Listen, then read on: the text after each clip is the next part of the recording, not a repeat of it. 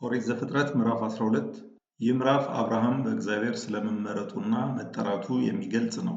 ከኦሪት ዘፍጥረት ምዕራፍ 12 እስከ ምዕራፍ 20 ድረስ በአብርሃም ታሪክ ላይ የሚያተኩሩ ምዕራፎች ናቸው።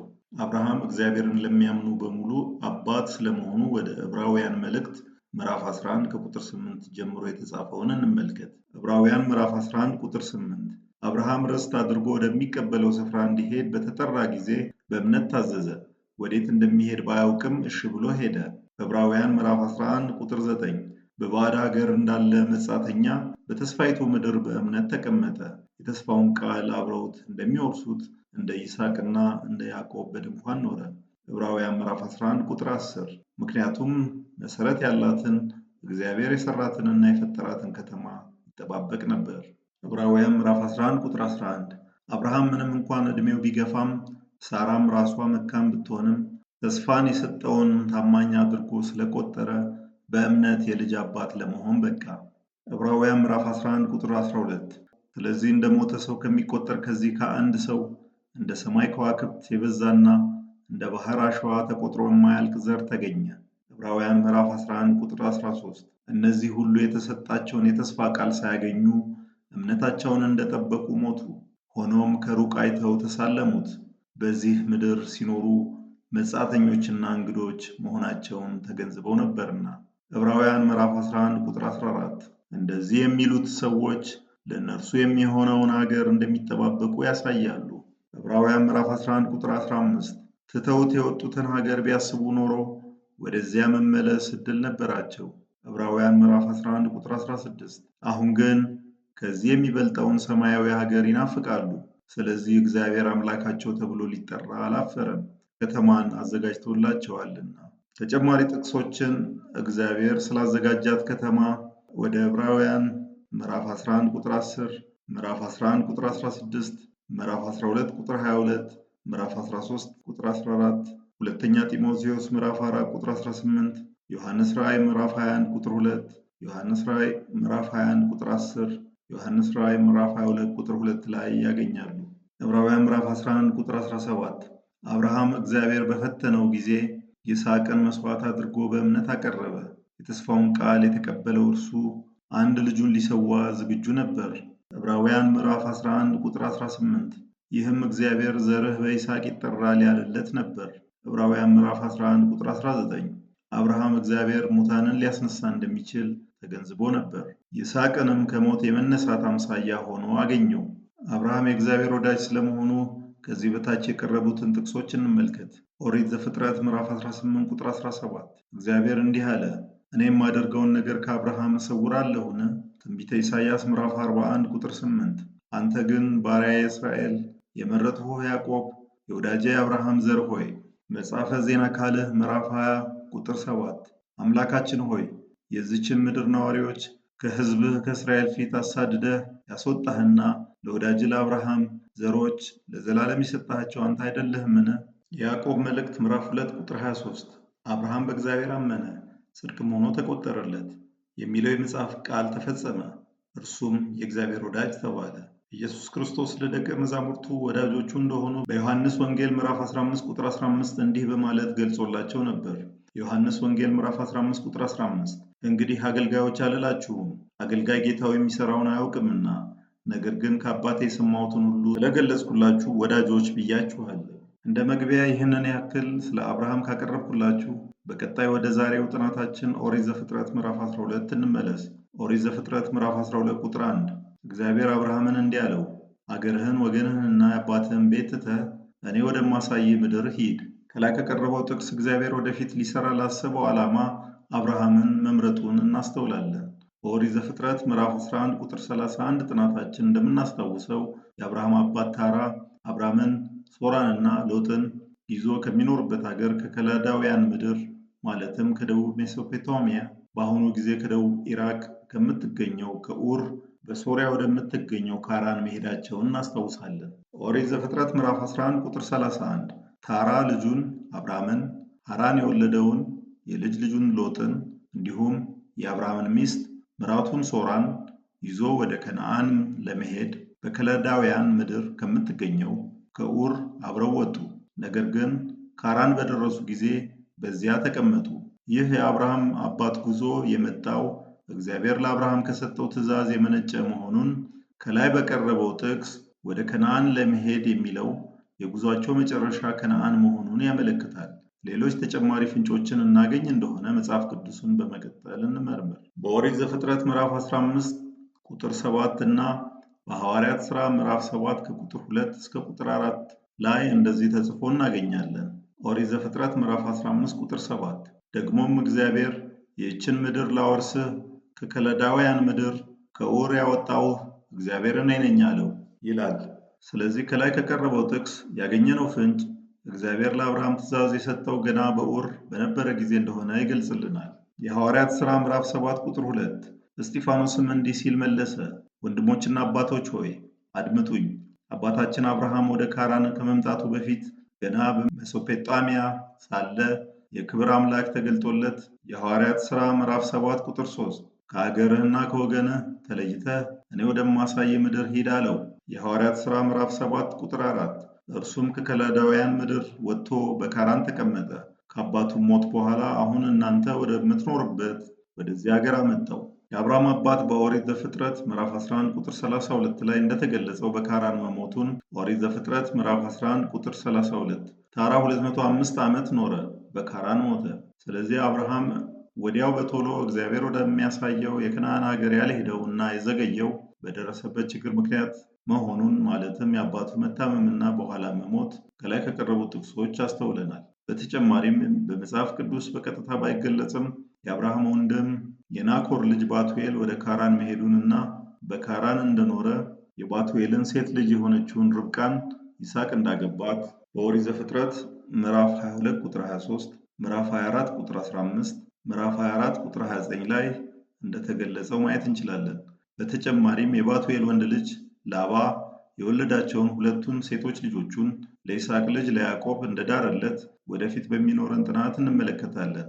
ይህም በኦሪት ዘፍጥረት ምዕራፍ 28 እና 29 ላይ ተገልጿል። ኦሪት ዘፍጥረት ምዕራፍ 12 ቁጥር 2 ታላቅ ሕዝብ አደርግሃለሁ፣ ደግሞም እባርክሃለሁ፣ ስምህን ገናና አደርገዋለሁ፣ ለሌሎች በረከት ትሆናለህ። እግዚአብሔር ለአብርሃም ከሰጠው 7 በረከቶች 4ቱን ከላይ ከቀረበው ጥቅስ ውስጥ እንመለከታለን። ታላቅ ሕዝብ አደርግሃለሁ፣ እባርክሃለሁ፣ ስምህን ገናና አደርገዋለሁ፣ ለሌሎች በረከት ትሆናለህ። ስለዚሁ ጉዳይ በሌሎች የመጽሐፍ ቅዱስ ክፍሎች ውስጥ የተጻፈውን ከዚህ በመቀጠል እንመልከት። ኦሪት ዘፍጥረት ምዕራፍ 13 ቁጥር 16 ዘርህን እንደ ምድር ትቢያ አበዛዋለሁ፣ ማንም የምድርን ትቢያ ሊቆጥር እንደማይችል ሁሉ የአንተንም ዘር የማይቆጠር ይሆናል። ኦሪት ዘፍጥረት ምዕራፍ 15 ቁጥር 5 ወደ ውጭም አውጥቶ ቀና ብለህ ወደ ሰማይ ተመልከት፣ እስቲ መቁጠር ከቻልክ ከዋክብቱን ቁጠራቸው፣ ዘርህም እንደዚሁ ይበዛል አለው።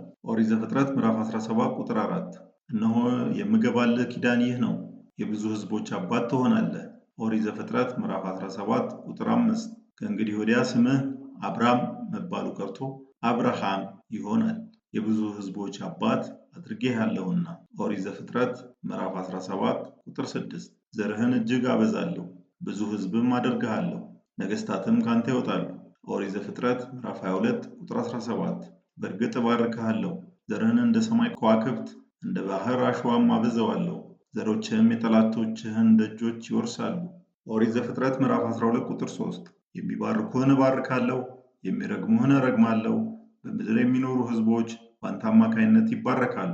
ከላይ ከቀረበው ጥቅስ እግዚአብሔር ለአብርሃም ከሰጠው 7 በረከቶች ቀሪዎቹን 3ቱን በረከቶች እንመለከታለን። የሚባርኩህን እባርካለሁ፣ የሚረግሙህን እረግማለሁ፣ በምድር የሚኖሩ ሕዝቦች በአንተ አማካይነት ይባረካሉ። ስለዚሁ ጉዳይ በሌሎች የመጽሐፍ ቅዱስ ክፍሎች ውስጥ የተጻፈውን ከዚህ በመቀጠል እንመልከት። ኦሪት ዘፍጥረት ምዕራፍ 18 ቁጥር 18 አብርሃም በእውነት ብርቱ ሕዝብ ይሆናል፣ የምድርም ሕዝቦች ሁሉ በእርሱ ይባረካሉ።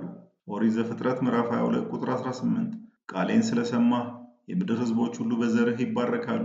ኦሪት ዘፍጥረት ምዕራፍ 26 ቁጥር 4 ዘርህን እንደ ሰማይ ከዋክብት አበዛለሁ፣ ይህን ምድር በሙሉ ለዘርህ እሰጣለሁ፣ የምድር ሕዝቦች ሁሉ በዘርህ አማካይነት ይባረካሉ ሲል እግዚአብሔር ለሰው ልጆች ሁሉ እንዲድኑ አንድያ ልጁን እንደሚሰጥ አመለካች ነው።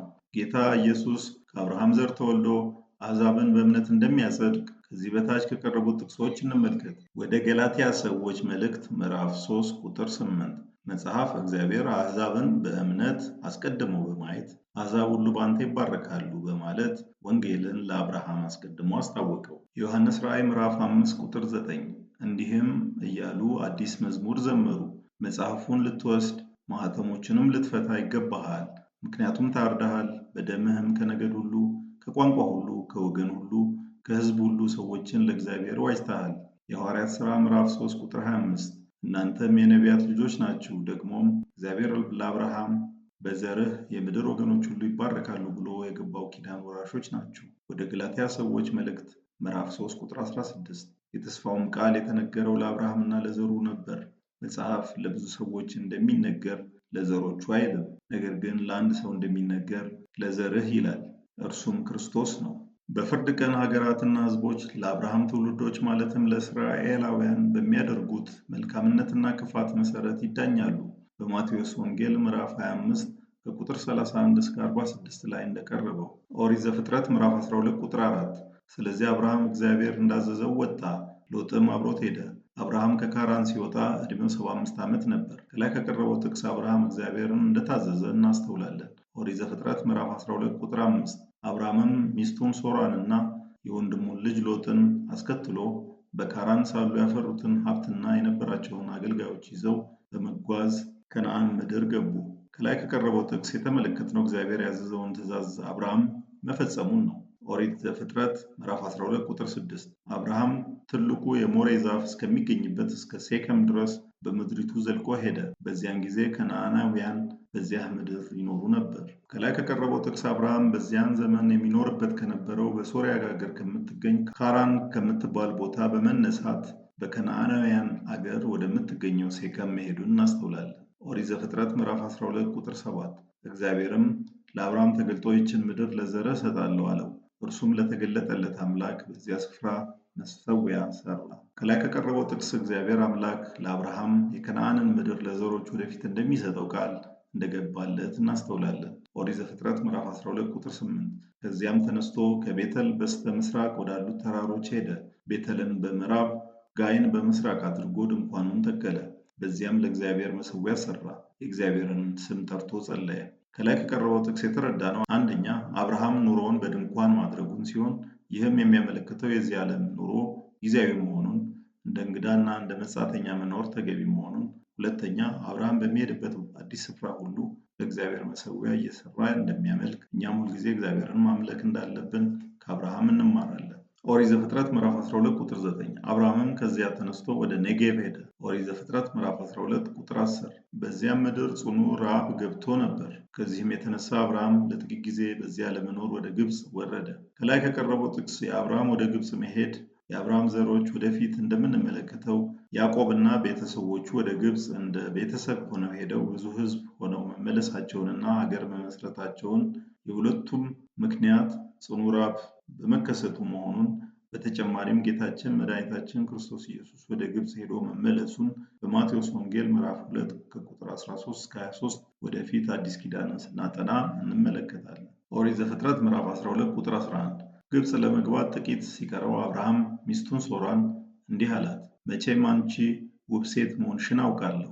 ኦሪት ዘፍጥረት ምዕራፍ 12 ቁጥር 12 ግብፃውያን አንቺን በሚያዩበት ጊዜ ይህች ሚስቱ ናት ብለው እኔን ይገድላሉ፣ አንቺን ግን ይተውሻል። ኦሪት ዘፍጥረት ምዕራፍ 12 ቁጥር 13 ስለዚህ ስለ አንቺ ሲሉ እንዲንከባከቡኝ ሕይወቴም እንድትተርፍ እህቱ ነኝ በይ።